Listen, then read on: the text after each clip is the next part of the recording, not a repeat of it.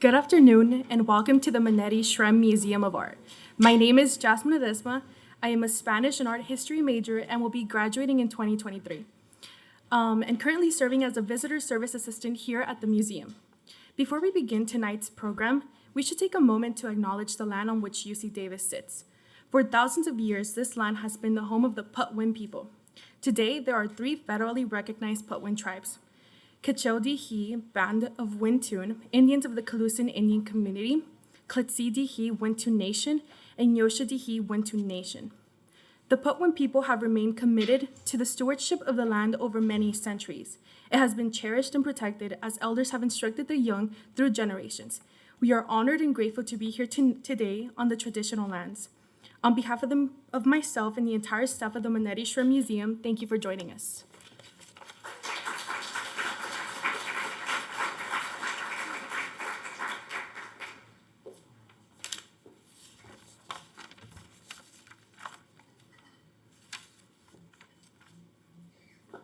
Hello, could you guys hear me? Robin, can you hear me? Robin? My name is Will Maxon. I'm a second year M.F.A. student in the Department of Art Studio. I'd like to first start by extending a warm welcome on behalf of the students, faculty, and staff of the Department of Art and Art History for you guys joining us tonight for the Thiebaud Endowed lecture featuring Christina Quarles. Before we start, please take a moment to silence your cell phones or other devices.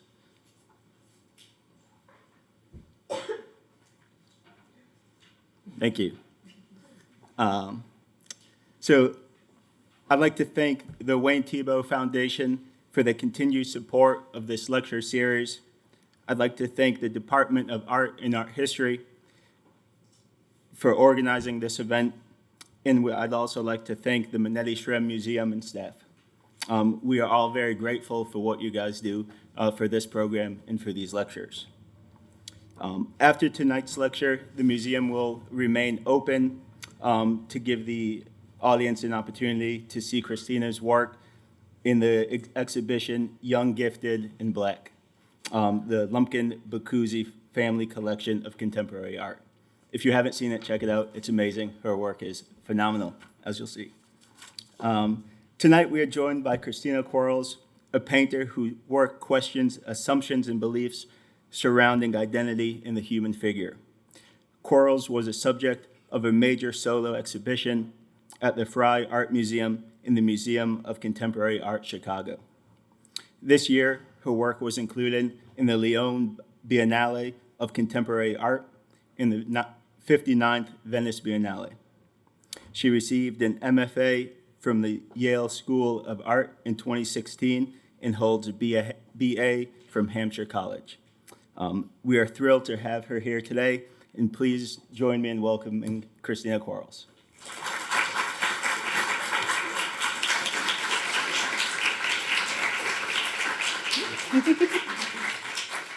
Hi. Am I good? Am I on a hot mic? Okay.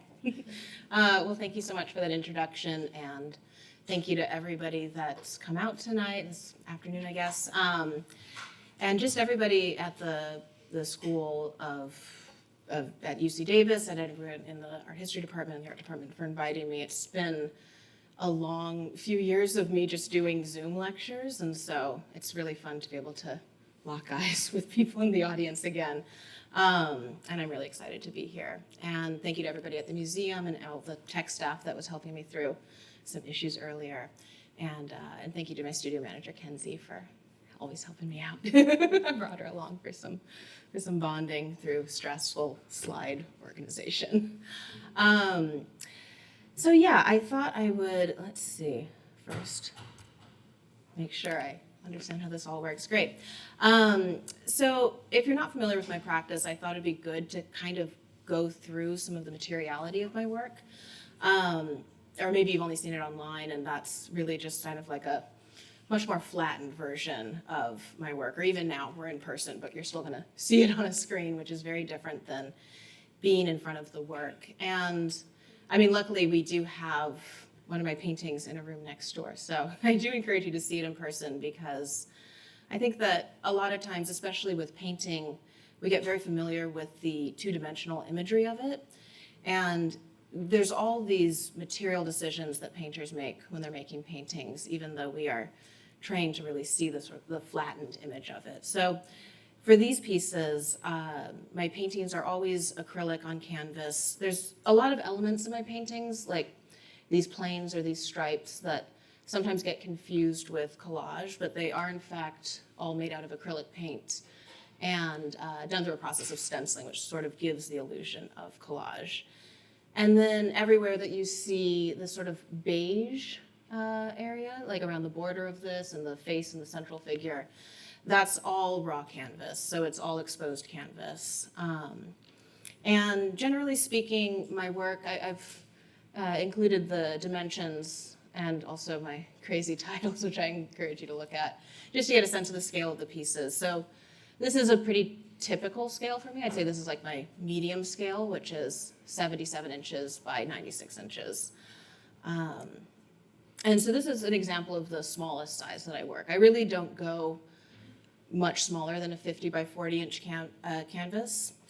And the reason for this is because when I paint, I work in a very gestural physical scale. So the way that I describe this is that I paint really from this like shoulder scale. And this is really the joint that's being used. So all of the figures throughout my paintings, even though like in an installation shot like this, you can see somewhat that the canvases are changing in size, but the scale of the figures, like if you were sitting on this bench, you'd be able to see that the figures remain fairly consistently scaled.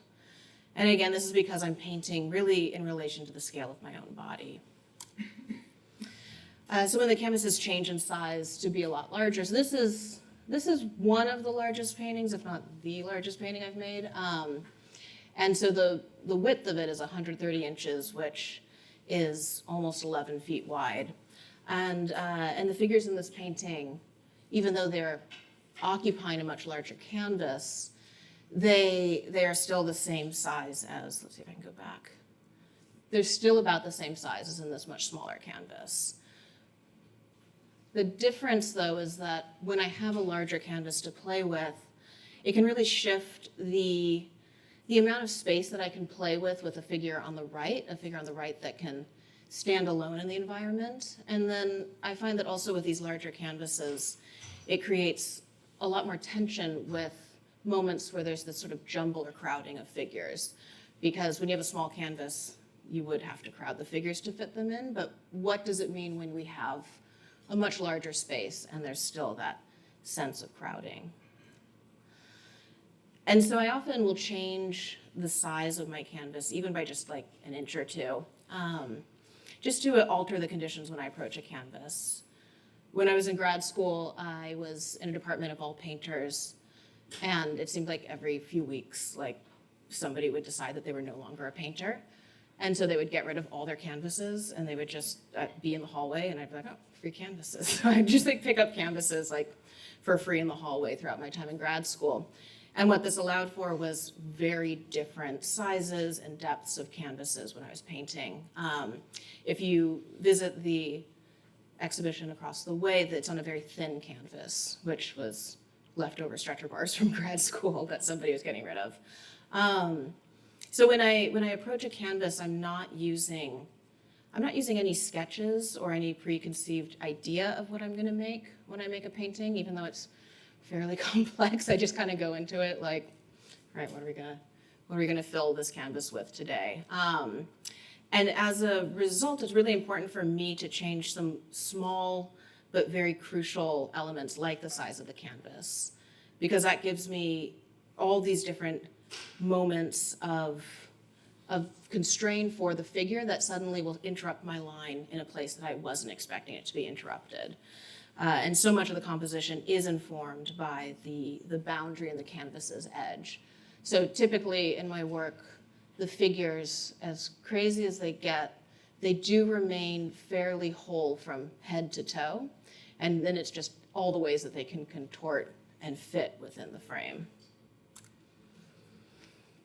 And so my working process when I approach a canvas, because I'm not coming at it with sketching or with a set composition, is that I tend to initiate a mark with somewhat of like a bodily gesture in mind. So with this painting here, this might not be true, I think it's true. I'm pretty sure I started off with this fuchsia line on the bottom, this horizontal brush stroke. And I'll have this vague idea of what I want to do. So I'm like painting it thinking, okay, this is gonna be a leg. But I lay down just the one mark. And before completing it as a leg, I'll take a step back and I'll look at what I've laid down. And I really spend some time meditating on what it could be and try to challenge myself to complete the form or complete the stroke in a way that I had not initially planned. And so the figures are really built out of these moments of abstraction. So even if in my head I'm thinking, that's gonna be a leg, at the time of painting it, it's just a stripe. So I often describe this process as being very similar to when you look at like clouds in the sky and you pull images out of the clouds. And I find that my mark making is a fairly quick process. I mean, laying down that fuchsia stripe doesn't take that much time. But I spent a long time really trying to figure out how to slow down my process, I think it just came from being like, oh, I spent all this time prepping this canvas and now it's gonna be done like in an afternoon. So I spent a lot of time trying to figure out how to slow down my mark making, but I found that really it's this process of sustained looking, and that is the way of slowing down my process while still having these quick, more intuitive gestural marks. And so with this, just to go back to this painting real quick, so I thought this was going to be a leg, but then when I looked at it, I was like, oh, actually, maybe it's a more interesting back. So I add a face. And as I'm starting to extend this brush stroke up to be this new figure's leg, I'm like, actually, maybe I had it right in the first place. Maybe it should have been a leg. And so then that becomes a back. And then it's this sort of intersection of these two figures that falls into a sort of logic, but then also is not the way that I was initially planning to lay down a leg. So after I look at what's actually present on a canvas, and I'll just also say that all of these are completed works, so this is not like a stage in the process, but early on there is sort of starting to be this plotting out of the figuration. And it's really this back and forth between a set of intentions that I'll bring to the painting, not in like a new age way, but in an actual, like, I do intend to put a leg down, and then an actuality that is always exceeding or falling short of these expectations or these intentions. And I find that interplay between what I am trying to do and then what actually happens materially to be a quite interesting way of building the composition. I'm really interested in general just with how our intentions do tend to be, who's that? I am really interested in how intentions, they do tend to exceed or fall short of our expectations, whether it's making a painting or just trying to get to class on time. And then this is always forcing a course correction. So this is something I think we really lost in the pandemic on Zoom meetings or Zoom classes one after another. Like already today, I would have, if it were 2 years ago, I would have been just doing this lecture and missed all of these moments of sort of like, oh, look at that funny duck in the pond. And now I'm getting to have a conversation with somebody that I ran into half of the grad students on my way to just doing a walk through the Arboretum. So it's all of these course corrections I think actually lead to the final, actually much more innovative piece of work, or the zest of life. And so, so like I may be laying down a gesture and then that intention gets cut short by like my wingspan, or I'll like stumble in my studio and it'll lead to sort of like a wiggle in the stroke, or, maybe I've overloaded a brush with paint and then it drips down. And so like drips are a big part of a lot of my paintings. And that's, I think, a pretty clear example of something that's unintended, but can be used to build further steps of the composition. And I really pay attention to these sort of inevitable actualities and make a new set of intentions based on what I see.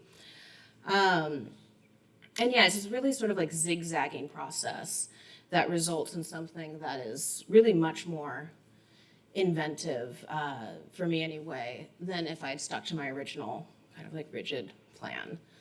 And I think that this is really one of the amazing things about making art and working with something that is such a material and physical process.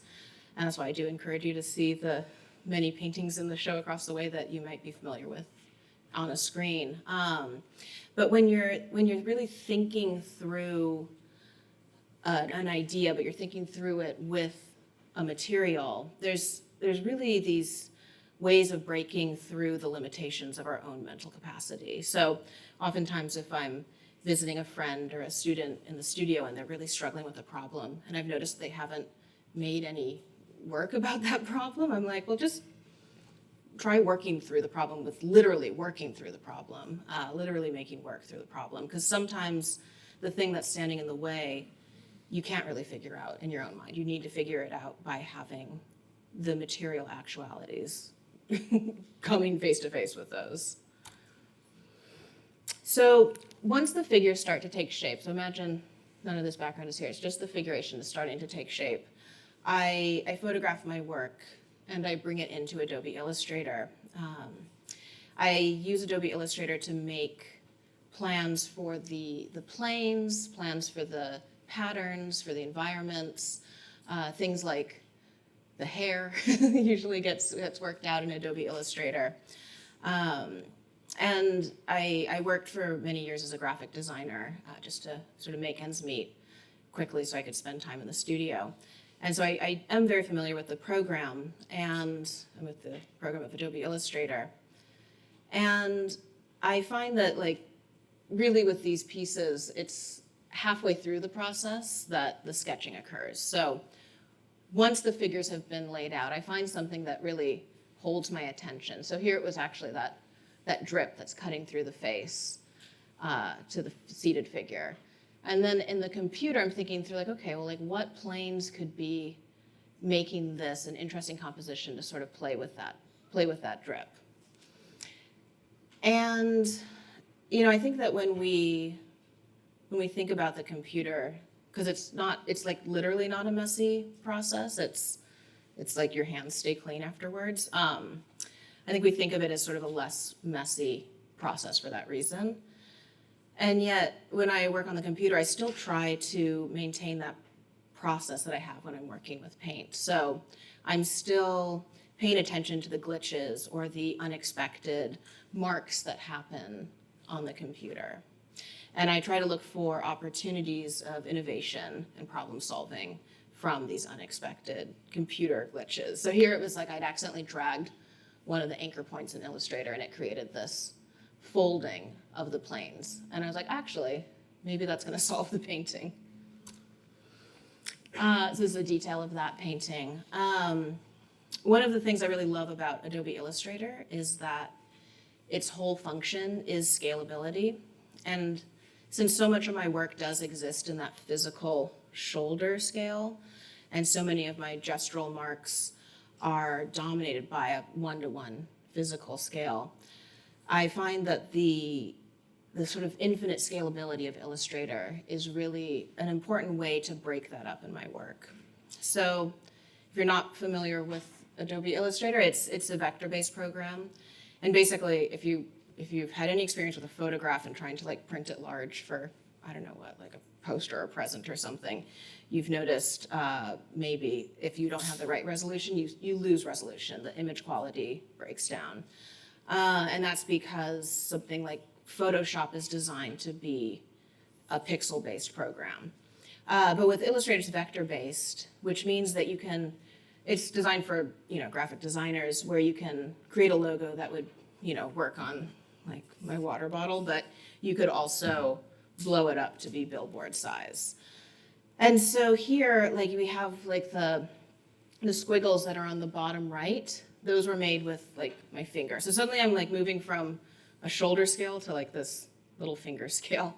But then it's blown up and turned into stencils, or there's this sort of like like Andy Warhol kind of wig in the top left, did I think of it that way?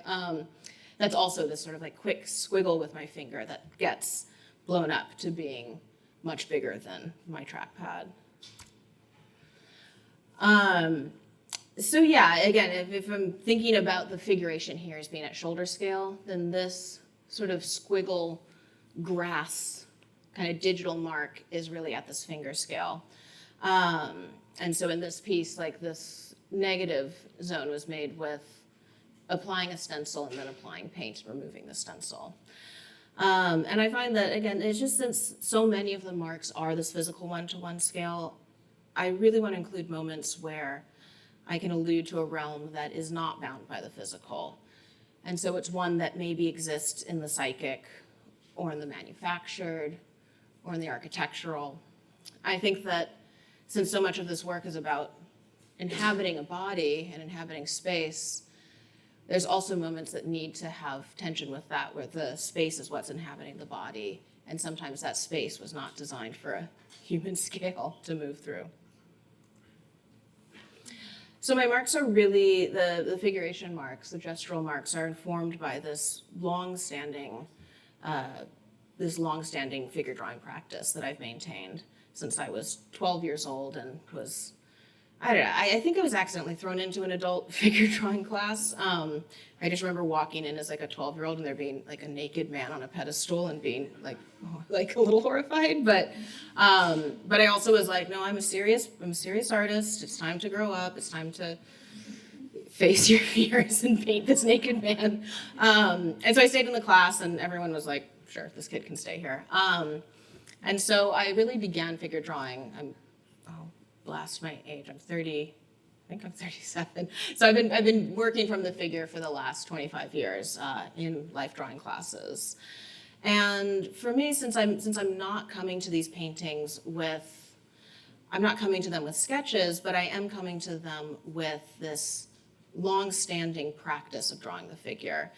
And when I'm in a figure drawing class, I'll just make all my sketches in the class like everybody else, and then I'll throw them away. Because it's not about referencing the drawing, it's about remembering the motions of drawing the figure. My formal training in figure drawing, it was very much based on this idea of muscle memory.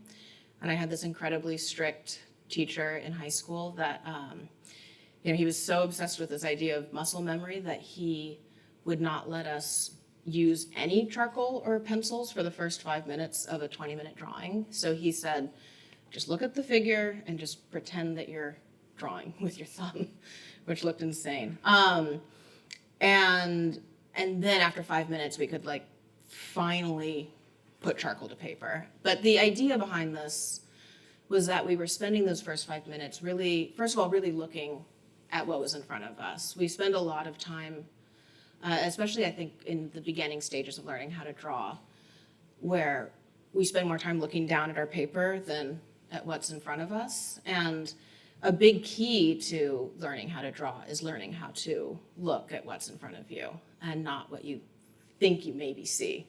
So when you don't have anything that you're drawing, your drawing's really boring, so you just look at the model a lot. And then the other idea behind it was that you were going to be very much practicing the pose. So by the time you had charcoal in your hand, you'd be laying down what seemed like a very intuitive, very quick mark or gesture, but it was actually already rehearsed many times. This teacher was so obsessed with this idea of muscle memory that he also would not allow us to, he was very strict and intimidating, but he would not allow us to erase an incorrect mark. So if we drew an incorrect gesture, he would just say, just leave it there. You've made that mistake and now you need to draw the correct one next to the incorrect mark. And the idea behind that was that if you had drawn the incorrect mark and then you erase it, you've now drawn it twice in a way, and your likelihood is that you're going to repeat it a third time. So it's like, just erase it later. And I bring up this very technical thing if you're not into drawing or teaching drawing. But I bring it up because this is an instance of a time when something that's a very technical process really led to the the way that I build these compositions and also arrives at the meaning behind these works. So, I'll have a moment now in my paintings, like in this upper left-hand corner. This is a very recent painting from over the summer. And I knew I wanted to have a figure that was bending over and was like kind of cupping this face and like tenderly kissing it on the forehead. So I went to the canvas and I was like, okay, I'm just gonna do this once. And I started off on the far left and I was like, okay, well that's not gonna make it to the face. It's like, okay, I'm gonna start it again. And then it was the next figure and the next figure. And then finally I arrived at this figure, which even still has multiple faces that sort of go down into this kissing motion. And that's why there's really just 2 legs, but many bodies that go into this gesture. And so it's much more about creating the feel of this gesture rather than a literal, there is one body leaning over. And so as a result, in a lot of my pieces, you're gonna see a lot of figures, but if you were to actually sit down and count all the legs and the feet and the hands and the faces, you'd be like, okay, this is not adding up to a discernible number of figures. And again, this was from this technical way of learning how to draw, but for me, it really, it led to this way of thinking through how to build compositions that could sometimes be about individuals interacting with one another. But in just as many instances, I see these as paintings where a single figure is sort of moving through the time and space of the canvas or moving through this sense of memory. And I think of them as being these moments of intimacy that are not always with other people, but are sometimes these intimate moments with our own sense of self. So here's another example here. We have sort of this figuring out through paint and then leaving that figuring out process to lead to the sort of evolution from these drooping feet into the sort of singular extended arm gesture. Here's just an installation view. So I often think about intimacy in my work, and I get a little frustrated when I see my work written about in a way that reduces it to just being about sexual intimacy. Because I see these as being about really the full scope and full capacity of what intimacy can encompass. And I think that intimacy is really this moment of crazy contradiction in which you exist beyond this sort of flattened face, and you can exist in the round. You can sort of exist in all of your contradiction. And so there's intimacy in love and in sex too, there can be, but there's also intimacy in moments of violence, and there's intimacy in hunger, there's intimacy in sickness or in mourning. And this is an example of a painting where the intimate gesture is kind of random. It's just this strange gesture of got your nose. And I think it's important to also frame the gestures of intimacy in these paintings as moments of queer intimacy. And just as I would hope that could be a possible read of these gestures, I would also challenge viewers to see these as being made through a queer lens when dealing with issues of gender as well. So people do tend to gender my figures as female. And I don't fault people for doing that, because there's usually boobs and fleshy thighs, and there can be long flowing hair. But again, as a queer person and viewing these through a queer lens, you're more familiar with the idea that certain body parts don't conclude really anything about what genders are present. And furthermore, since so much of my gesture is informed by this practice of figure drawing, I'll be thinking back to different models as I'm building the figure. So it maybe is moving from this very fleshy thigh from this female presenting model, and then it'll move into this rib cage of a more male presenting model. So I think that for as many different styles of painting as are present in this, there's just as many models that I'm kind of going through in my head when I'm building the figure. But I do love playing, oh, here's an example of, kind of an abstract example of long flowing hair in this sort of like intestine braid on the far right. I really enjoy playing with the assumptions of legibility that we bring to the work. And I think that those ultimately do reveal more about our biases than what we're actually looking at. So, when we assume gender based on body parts, I find that there's also this tendency to assume this sort of like very fit 25-year-old body. Because regardless of gender identity, something like a boob, like a breast, I call them boobs. Something like a boob can be present or absent depending on if you're in adolescence, if you're pre-adolescent, if you're older, if you're very thin, if you're very fat, any number of medical conditions. There's so many reasons why you can have a boob and not have a boob, and it has nothing to do with your gender identity. And I think that this tendency to conclude a fixed meaning based on this sort of quick and often biased read of a situation, it's one that can be really helpful, and it can even be life-saving. We do sometimes, often need to assess our situation very quickly. But it's always surprising to me how much we assume we see, even when what is plainly presented contradicts that assumption. So by using things like bright color and pattern and figuration, I really hope to draw viewers in with a stable read. So like with this painting, maybe a stable read of two figures interacting, and then have it unfold into something that destabilizes that initial read. So you kind of caught by the colors, and you see maybe two figures, and no, it's three figures. No, it's kind of four figures. And then as you go down, you're like, well, these three faces sort of only conclude in one torso and a single leg with like 3 feet. So it's really, and I think that's why this sort of more pared down reading of being like, oh, it's women. It's like, well, is it even human? Because it's not exactly like any woman I've ever seen. And so this idea of excess is one that runs throughout my practice.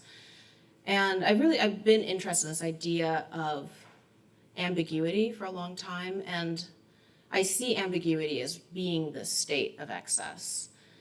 And so I started grad school in 2014, and one of my main goals, because I took some time off before going to grad school, so I had like a few goals. I was like, I don't have a lot of time, gotta have like 3 goals. And one of them was to be very explicit about ambiguity. I was like, I want to make very clear work about the ambiguous, but I was like, that's impossible. But then I quickly realized that impossibility really came from my own sense of ambiguity oftentimes being confused with a sense of the vague. And I find that the vague and the ambiguous are actually quite different. So much that I'm going to move into this PowerPoint slide. So yeah, I see legibility as really teetering on this razor's edge between 2 illegible states. It's actually like a quite precarious position. And you have the vague on one side and the ambiguous on the other. Vague on one side, ambiguous on the other. And when we lack information about something, it's vague. And as information accumulates, legibility begins to come into focus. But as more and more information accumulates, we run the risk of contradiction. And having simultaneous contradictory information is what then tips the legible back into an illegible state. And it's here that we find ambiguity. So once I became really clear on my personal way of defining ambiguity, I could also understand more what my stake in the matter was.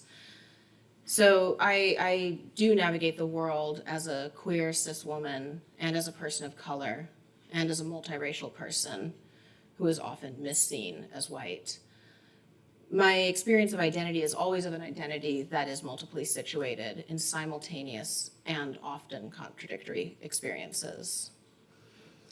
And so when describing my work, I'll often say that these are portraits, but I don't see them as being portraits of looking at a body.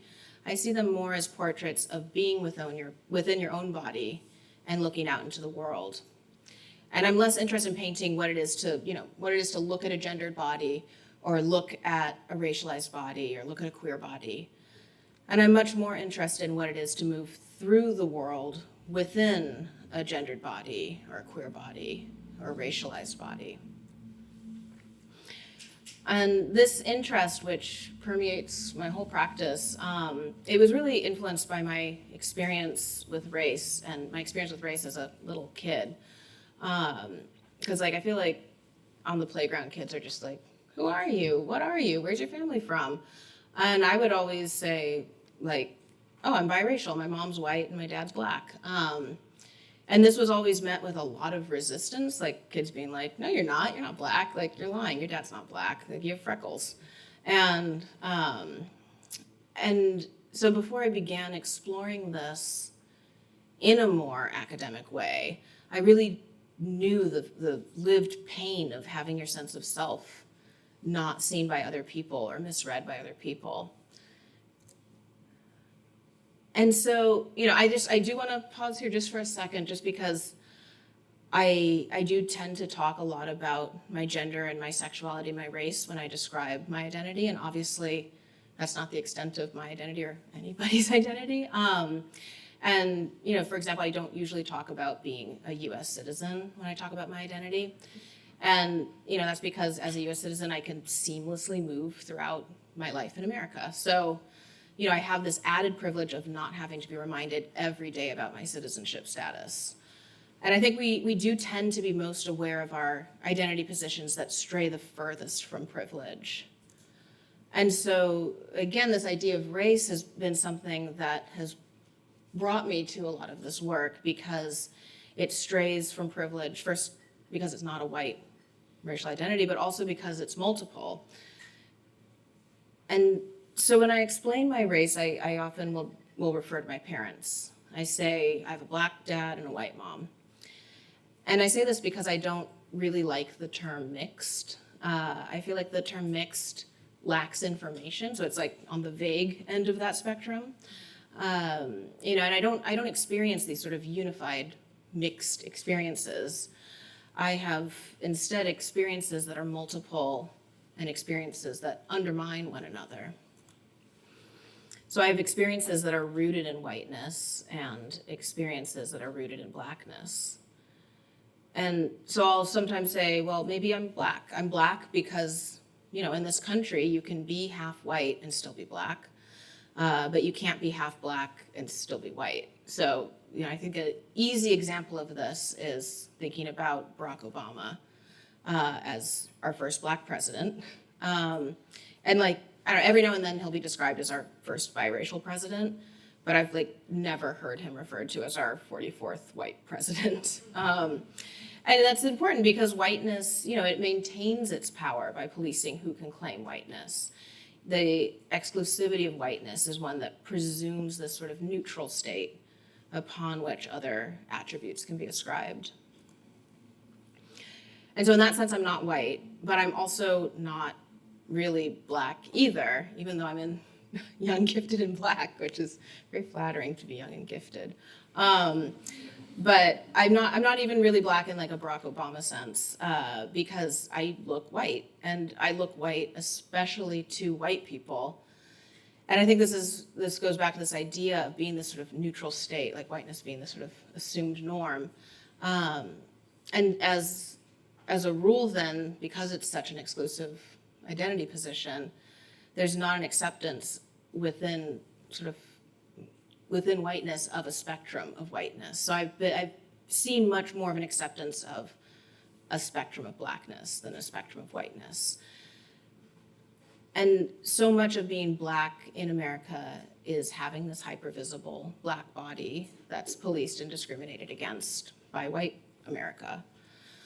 And so in my work, I try to be really honest about my experience of race.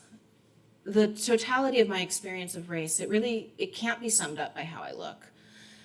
And so in my work, I'm not using skin color to describe living in a racialized body.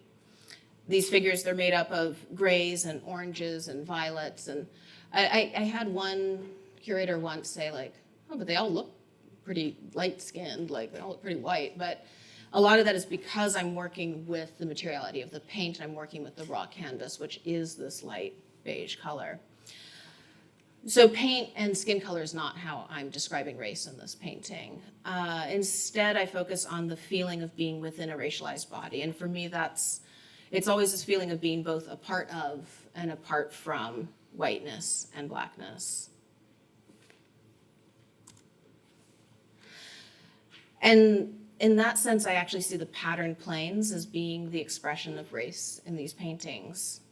And I see that because they situate the figures, but they also literally fragment the figures. And so I often think about this line, I feel most colored when up against a sharp white background.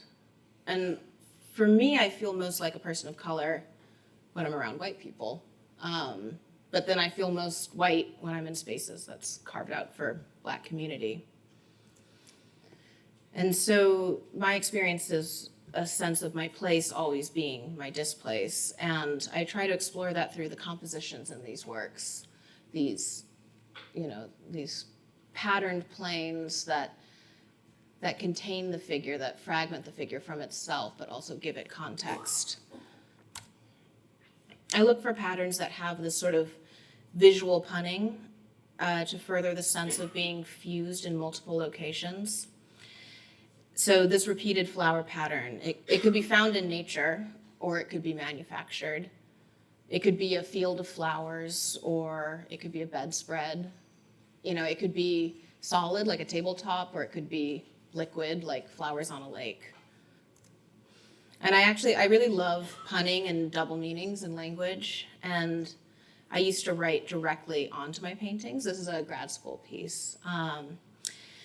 And I really love that in a formal sense, writing is formally, it's a line. And as somebody that loves working with the line, I love writing for that reason. And I love the way that language is a stand-in for something that's not there. So we complete it with our own recollection.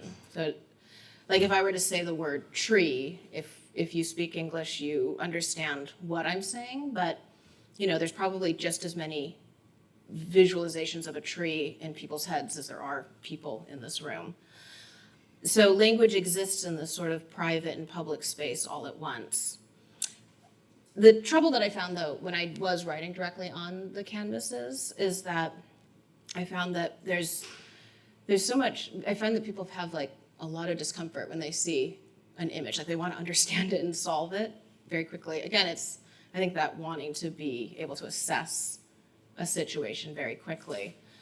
And I think we put a lot of trust in language. So I found through crits in grad school that when I would put language next to image, people were like, oh, so that's the caption that explains that image, which was never my intent. And it felt like it was too much of a misdirect to include language next to the images.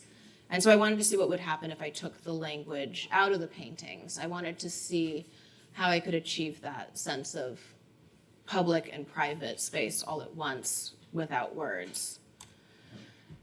And so I started, when the language came out, that's when the patterns really started to be developed. And I would put in like just enough information to be legible. So, it's kind of like saying tree, not like tall oak tree in fall. So it's like, I put in a horizon and the sky, and there's like kind of foliage, and maybe that squiggles water, but it's not quite enough to really be a locked location. Like here's another example where it's like, maybe sort of like a picnic blanket or a tablecloth with a shadow of maybe it's oil or mud, or maybe it is just a shadow. And then there's sky with a sort of light moment that's maybe a sun or a moon, or maybe it's a street lamp. And so I include enough information to become familiar and to anchor the figures in a shared language, but the location remains fairly open-ended, and the hope is that we have to complete the setting in our own recollection. So this is just a shot from my studio wall to show that now when I want to write on the canvas, I just write next to the canvas. And I usually incorporate this text into the titles of my work and titles of my exhibitions.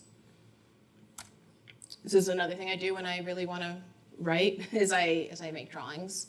My drawings are always 13 by 19 inches. So going back to shoulder scale and finger scale, these are like wrist scale pieces.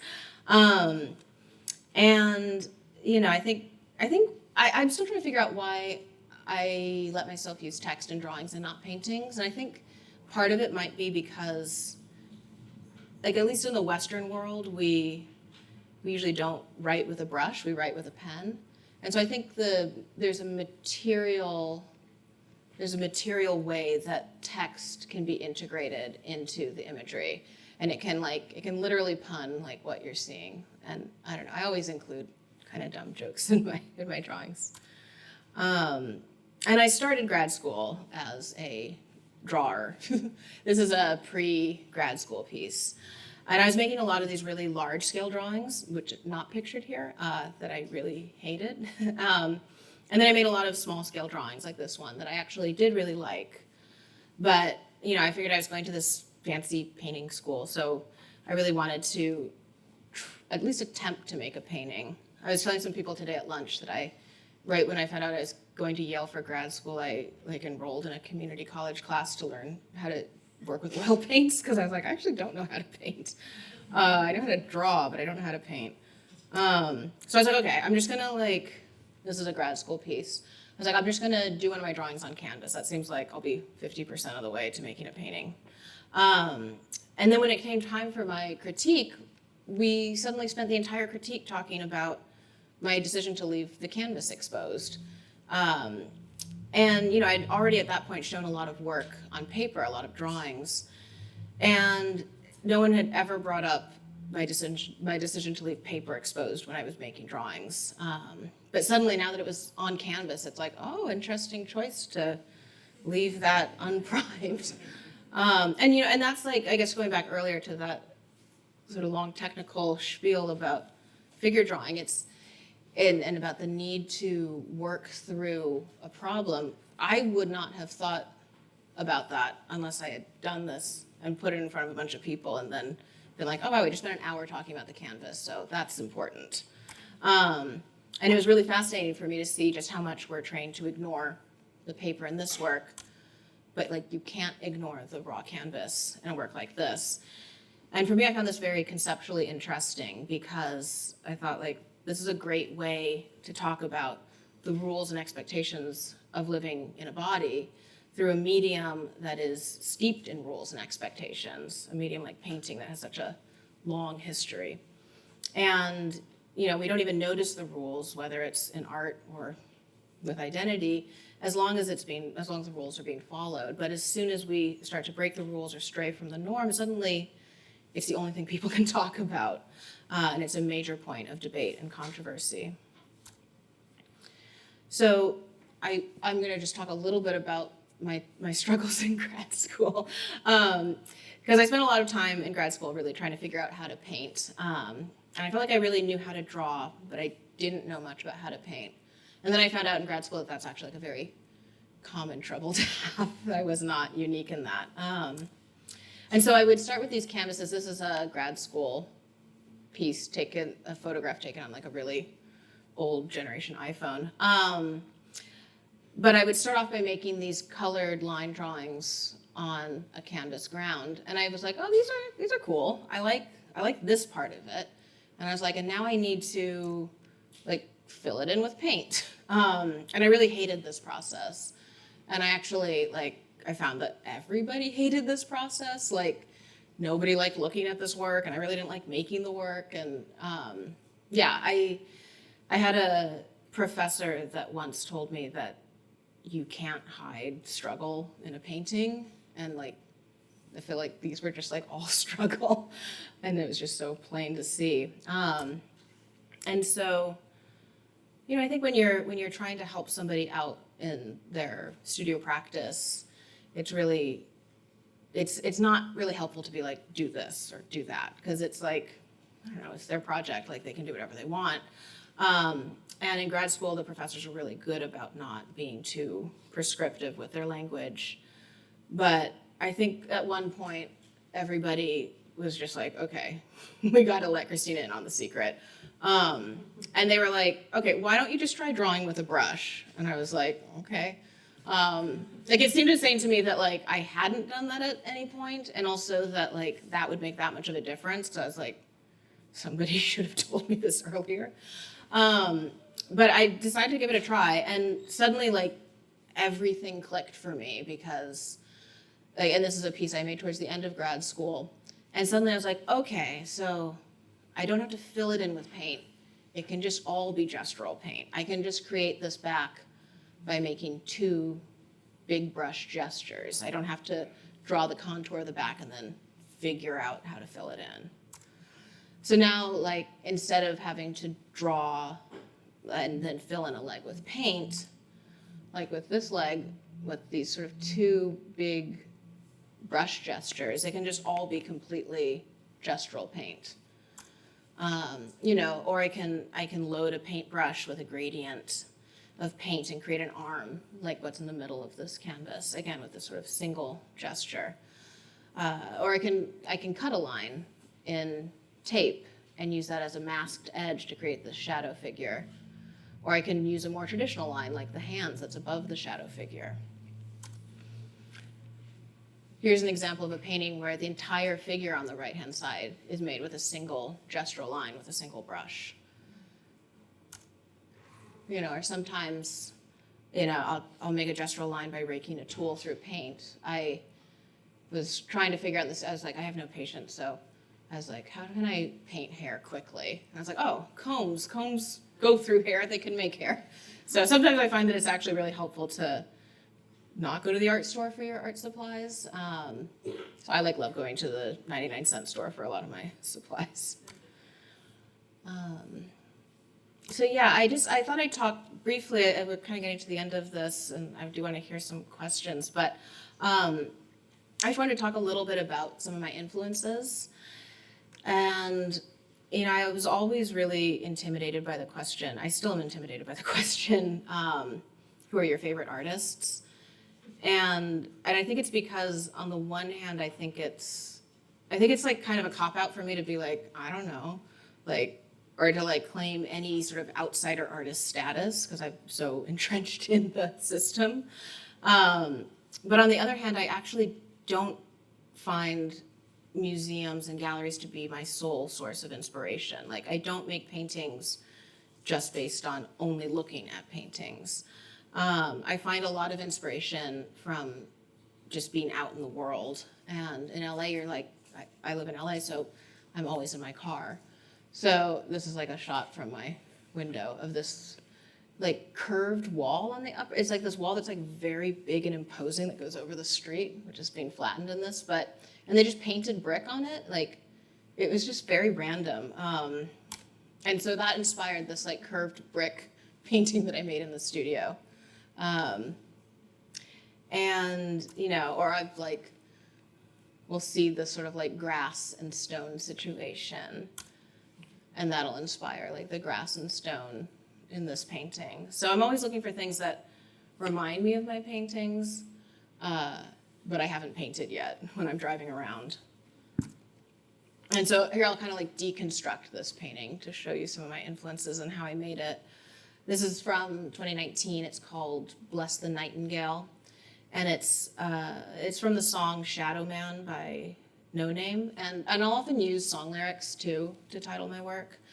But yeah, I always think of this as sort of like my church painting. And I was really interested in having, as I was painting this, I was like, it'd be cool to do something where there's one pattern that gets turned into a different pattern that's visually similar but is also very different. And so I was like, it'd be cool to try out this, like, I really like those kind of kitschy 1960s stained glass diamond windows, like this kind of thing. And so I like the idea of that casting light, but having the light that it casts be this opaque quilt pattern. So this is actually where I got the quilt pattern from, is this still from Pinocchio, from Disney's Pinocchio. And actually, I didn't even get it from Disney's Pinocchio. I got it from an Instagram post of a GIF of the scene from Pinocchio. So I find inspiration usually from like the third iteration of a thing.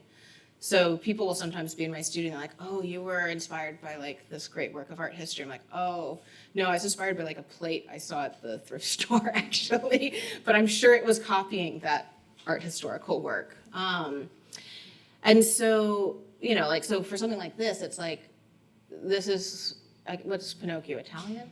It's like probably not an Italian quilt. It's probably something that like the Disney animators lifted from like Black Americana, but maybe it's Italian. And then that gets lifted by some social media influencer that wants to make a GIF about like snuggling in bed. And then that becomes a meme, and then I turn it into a painting. And so that cycle from sort of high to mass to low to high again is something that I find really fascinating. So the quilt, though, I made it out of this very matte application of paint, in contrast to this high gloss window. I love the idea of light being represented by a material that really lends itself to being related to light, like the transparent gloss, and then transforming that into this light that was very sort of materially dead and absorbing of light. And so to get the stained glass effect, I usually find a lot of inspiration also from just looking at like nail art videos and like cake decorating videos and stuff. So I really thought about how is stained glass made? And actually, I don't even know if this is how stained glass is made, but what I did is I created this sort of lattice work of this much higher profile gray paint. And then I created these glossy pools of paint that I would just literally pour into the diamonds. And so when I was in grad school, I was really lucky. I got to hear the artist Jack Whitten speak shortly before he passed away. And when I was at the lecture, up until that point, I really was like, oh, I have no interest in making collage art. I don't know why I was being so stubborn about it, but I was like, I'm not a collage artist, I'm a painter. But then after hearing Jack Whitten speak about his work, it opened up this potential for acrylic paint being a material that could be applied like a printmaking application or like a collage element. Because with his work, it looks so sculptural, it looks like it's applied, and it is applied, but he makes all of the pieces out of acrylic paint. So it's like, I don't know, I think that those sort of hard, fast ideas of what is a painting and what is collage start to fall apart when you actually think about the fact that acrylic paint just is a material on canvas. And so, with something like the sort of like flat top made on that figure on the right, or the hair, the sort of like straight combed through hair, these moments that feel like collage, I'm really interested in playing with sort of the material understanding of what collage is and what a painting is. So I'm just gonna leave up this slide. This kind of is like a good explanation, like a good kind of summary of where I'm pulling inspiration from. I was in this show in 2017 called Trigger at the New Museum, and they were like, it was like my first big show. I was really excited about it. I still am excited about that show. But they gave us like a week, and they were like, oh, just come up with like a non-linear family tree, and we're gonna publish it. And I was like, okay. And so I came up with this, and it was this sort of stream of consciousness, and there's all these sort of footnotes for where they come from, and it's everything from like Audre Lorde to this raunchy drag queen called Christine to like Paul Gilroy in the Black Atlantic to this like dirty joke that I heard in an artist lecture. And so it goes kind of back and forth, and I just wanted to kind of end with this slide because I spent a lot of time in grad school, and I think even afterwards, feeling like I just was stupid because I wasn't pulling from the same canon as my peers, and I'd be like, oh, why don't I know exactly what everyone else is talking about? And it took me a while to really kind of realize that I was actually not stupid. I just was pulling from a completely different canon of interests, and that actually to really pay attention to what genuinely interested me instead of what I thought should interest me, and to really kind of lean into things that I was like, oh, well, that's just like a silly side thing that I find kind of cool, but this is actually the work. And to kind of look at the thing that I spend all my side time doing and having a place for that to actually be the work and the project. So yeah, it was really helpful for me to just realize that if you really kind of hone in on your genuine interests, that there are ways of creating work that can tap into something that maybe your whole reason for making it is that there's no other example of that work in art history. So that's the final slide, but I think that is it. I'll move into some paintings while we go into questions. Can we go into questions? That's it. Thank you.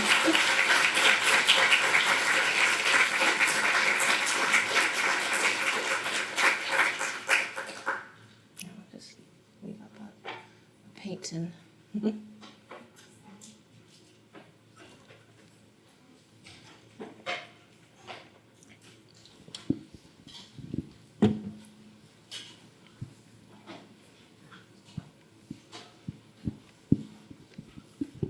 Thank you so much for the wonderful lecture. It was really lovely. It was also very informative. So I have a question for you. How do you name or choose the title for your paintings? They are very interesting as you were showing them. I was like, wow. Yeah. I mean, I really, and thank you. I really, again, it's usually so at some point in the painting, it's usually around when I go into the computer. There's certain elements of the painting that I've already started to get a bit more attached to, and there's something that's kind of running through my head as I'm making the work, and the work is not meant to be explicitly narrative, but nevertheless, I think you can't escape kind of talking to yourself in the studio, and so, like with a painting like this, the title, it is a song lyric, because it also is like things I'm listening to in the studio, but this song lyric got stuck in my head, and I was thinking, in this painting, it was around the time, it was 2018, and it was at the time that families were being separated at the U.S.-Mexico border, and I was thinking, I was making this painting, and I was like, this is about everything I just talked about in this lecture, but I was also hearing the news every day and making this painting that I realized was this sort of like hedge wall that was this sort of like, hedges are these strange sort of permeable but also definitive boundaries, and this sort of separation. This is also like the most sort of separated the figures are in any of my works. Like there's very few moments of physical contact, and there aren't as many excess limbs and body parts. And so I was making this piece and thinking about that and the news and kind of seeing how there were connections if you were to ascribe a narrative to this between like what's been on my mind. I think that is how you are as an artist. You're just always, you are influenced by the world around you, even if you have this sort of larger project. And so I thought that title, Casually Cruel, was something that I kept thinking about, this idea of sort of a casual, nonchalant callousness that would have reverberations for generations, seeing something at a current moment and being like, this is going to impact many generations after, of sort of like this lived trauma, and how can we all be so casually cruel? So that is like how that was titled. But throughout the work, it is usually something that is a notation really to myself of like where my head was at when I was painting it. But it's never meant to be a definitive caption or read of the work. I usually add, they're usually fairly cryptic. I mean, in that like you would have to chat with me a lot to really understand them. Maybe the song lyric, maybe that would help, but yeah. Thank you. Yeah, thank you.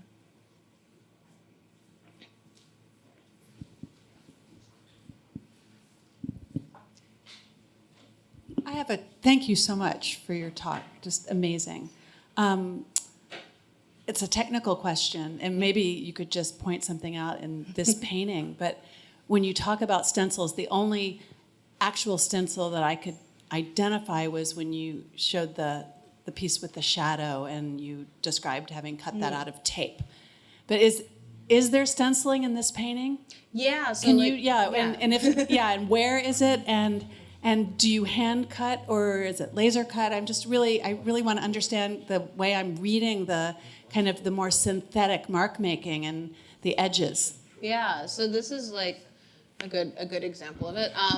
So sometimes it'll be a masking of tape to just like differentiate the plane. So like the bottom part is just with tape. But then something like the squiggle pattern, so that's an Illustrator squiggle pattern. And I used to just use a projector. I would project onto the canvas and trace with a matte knife into tape and cut it all out. And then it was pre-Zoom. I was Skyping with a friend from grad school. I was in the studio doing this, and she was like, "What are you doing? Get a laser plotter. Like, what's wrong with you?" So this is the first time actually I used a laser plotter for this squiggle pattern. So it's something that's created on the computer, and so the stencil would be the negative space. So it's a stencil of everything that's not green. And then I apply this. If you were to see this in person, it's very thickly applied green paint. So it is this digital mark, and it reads highly digital, I think, on a slide. But if you were in front of the work, there's a real tactility to the green paint. It's very thick and goopy. So in that way, it's very much not digital. Or you can see in that sort of like red and yellow braid that comes down. So that's a hand-drawn stencil, and that I would put blue tape down and cut with my hand, freehand, not from the computer, but having worked out that I wanted a braid in the computer. But this would be an example of then using freehand to just cut out kind of an organic shape with an X-Acto knife of the negative space. And then that allows for that sort of goopy yellow paint to exist, but then have a sort of clean edge. So I'm always kind of interested in that interplay between that crisp edge, but then made in a very tactile way, or vice versa. Yeah.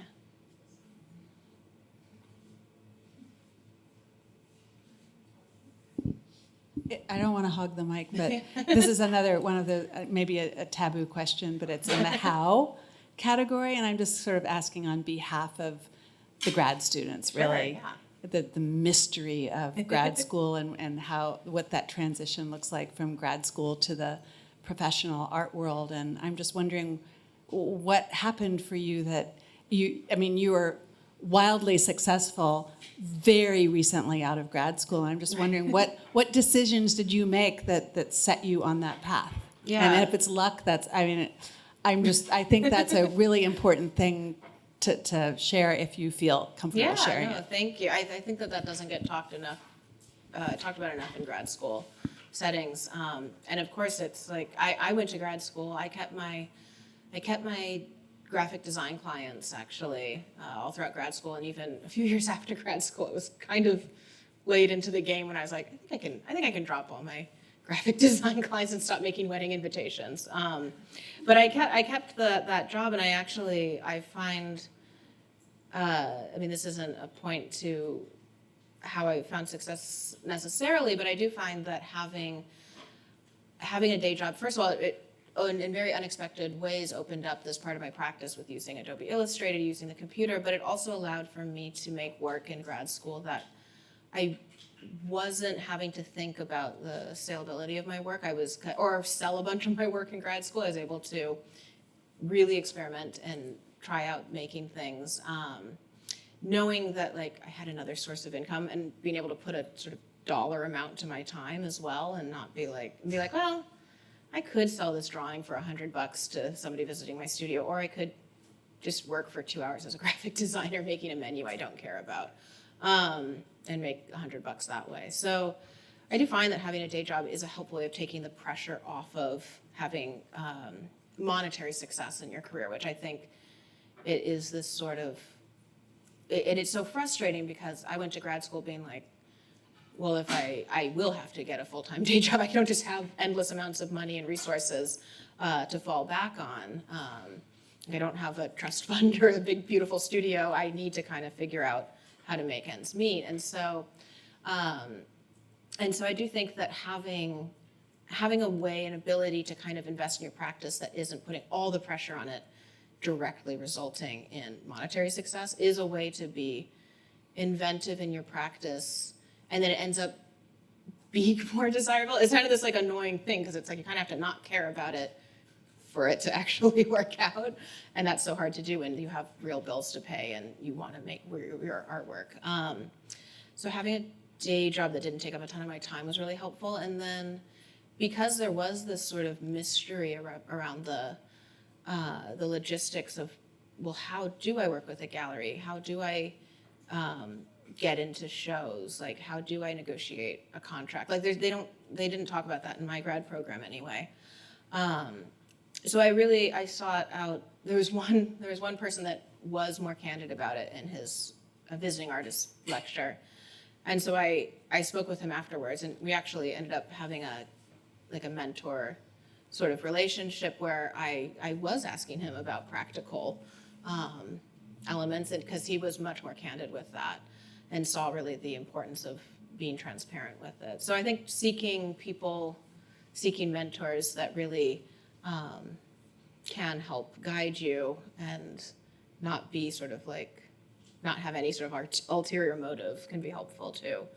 But and then it was really just, I think that like this idea of luck, it's sort of always this combination of, it's luck, but it comes from putting yourself in all these opportunities of success to happen. So I said yes to like every single studio visit. I would sometimes like, if it was somebody that I admired, I'd be like, well, can I take you out to coffee and do like an informational interview with you? Like, so I think it is about putting yourself out there as much as you can afford to do it with your time.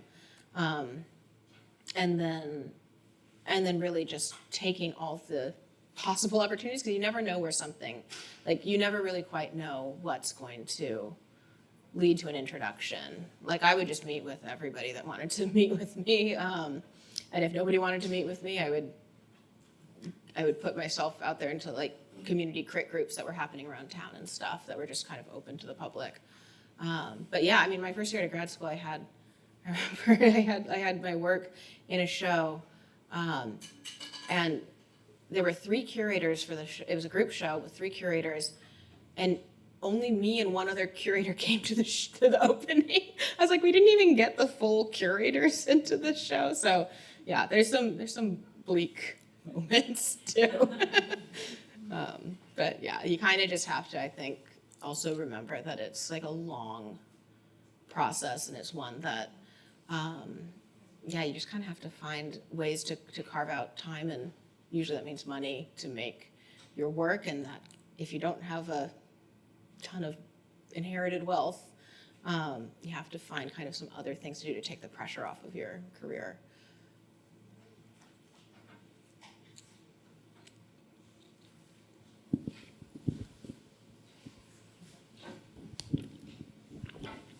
Thank you, Christina.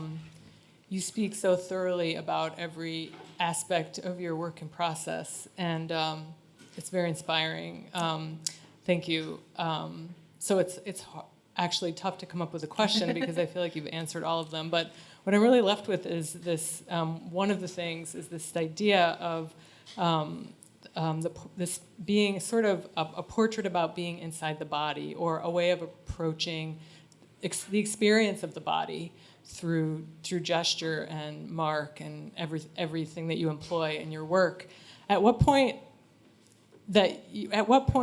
in this journey through this practice were you able to fully articulate and and sort of explain that what you were painting about was experience and not appearance? I mean, and actually, in this, at what point did you realize that you were painting about experience and not about appearance? Yeah, I think it's something that it came from a lot of, I think it came from a lot of really trying to look at my own work. And I studied philosophy in undergrad. So I went to a very arts intensive high school. And then I was like, okay, I at least know the technique of this crazy drawing teacher's techniques. And so I felt like I really needed to learn more about the theory and the content that was driving my practice and exploring that. I always see art as just one of many mediums to communicate ideas with. And so I was like, well, what happens if I use language and writing to communicate those ideas. And so that really helped me sort of think through my interest. And then, but then it's still a disconnect of trying to find. I find that it's always this back and forth, especially in moments of really trying to discover your practice, like grad school or, after grad school, where you're kind of going back and forth between like, well, this is what I want to make art about, but this is what I'm actually making art about. And I think it's sort of about paying attention to both and finding a way for them to sort of meet in the middle or find ways for, and I guess that's what I mean when I say, like towards the end of the lecture, about like really paying attention to your genuine interests, and really observing them and observing how other people are reading the work too, because I think there's certain things where it's like, oh, I would never do that in a painting, or like I would never show that work, but it is just what I like to do on the side. And actually, if you really pay attention to that, there's ways of understanding how something that you keep doing again and again in the studio actually is matching up with this sort of language that surrounds what you want to make work about. But yeah, I mean, I do keep up like a writing practice in my studio, less lately than I would like. But in grad school, I really had a lot of like struggle in trying to figure out how to make my work and have a way of sort of having work that also was talking about the ideas that were important to me. And so my wife actually had this suggestion. She was like, just spend the first 5 minutes in the studio doing nothing. Just like set a timer and do nothing for 5 minutes. And then she was like, and then spend 5 minutes like just writing, just free associative writing. And I do write a lot still, not for anybody, but just to sort of like, how would I sort of riff on my artist statement right now? And I think also just thinking through language in a very specific way when thinking about your work. And I think we also sometimes forget to look at the work when thinking about what our work's about. Like, I mean, even like in this lecture, I try to reference back to the paintings, but it's so easy to talk about paintings and not ever talk about the painting that's in front of you. You're like, but where is that happening in this? And yeah, I think that actually really challenging yourself in a writing practice that's trying to be as specific as possible can be really helpful. I did a residency right after grad school at Skowhegan, and one of the artists there, he did an art project where he had us all submit, I think it was like 100 words of our artist statement to him. And there's 660 residents, and then he had somebody read and do a recording of all 60 students' artist statements, one after another. And that was the moment that I realized how generic my artist statement was. Because I was like, oh, this sounds like about 50 other people in this program, and we all make really different work. So I need to stop using art speak and actually think about like what I'm trying to do. Yeah, I mean, it was remarkable. There was every now and then you would get to an artist statement where you'd be like, oh, that's that person's work. Oh, that's a good artist statement. And everybody else, you're just like, could be any of us. So yeah, I think that I do think that as artists, obviously it's like we work in a visual medium, but I think understanding sort of the way that we would describe that visual medium remains important. But yeah. So yeah, get all your friends to write an artist statement and read them all together and be like, ooh, woof. Thank you so much. It's such a privilege to get to hear you speak. Oh, Hi. hi. Yeah. I saw your solo show in Chicago, and I found myself just weeping as I saw every painting. And I'm not an artist, and I'm curious for those of us who are lay people or not trained. You spoke a little bit about this, but do you have any suggestions or invitations when we're viewing your beautiful, beautiful art? Any questions you would suggest to us to sit with? You spoke a little bit about this, but I'm just curious for those of us who are lay people, what you might suggest. I mean, I find that just really to spend time with the work and to just really do some deep looking. I mean, I try to have things in the work that can hold your attention, to hopefully let some other things unfold that maybe would be more difficult to think about or look at or unpack. And so yeah, I think that's what any artist really wants, is somebody to spend time looking at their work. Like the dreaded sort of like pan and scan is like not what any artist really wants. But yeah, I mean, I think just sort of also, I usually try to include things in my exhibitions, like at the MCA, that remind the viewer of their own body and remind the viewer of the spaces that they're occupying. And so I think that, and there's like also these larger installations that I was like, I don't have time to get into these, which do that as well, that were at the MCA. But I do think that, yeah, just kind of experiencing your own body in relationship to these figures. I think that art is a way of figuring out kind of who you are in a way that's, in some ways, I don't know, maybe this is throwing out something that's too crazy, but like in some ways could be maybe more ethical than trying to figure that out in front of another live human being, because you can kind of do it in front of this object. And so I guess it's always a hope of mine that people that maybe that have not had to question too much about how they move through the world maybe are able to question that a bit more. And then for other viewers, maybe they spend every day questioning who they are, and the work can be a moment of representation or a moment of representing that experience that can feel like a bit of a rest. So if you're always working, hopefully it's a rest, and if you're always resting, hopefully it's a little bit of work. So, yeah.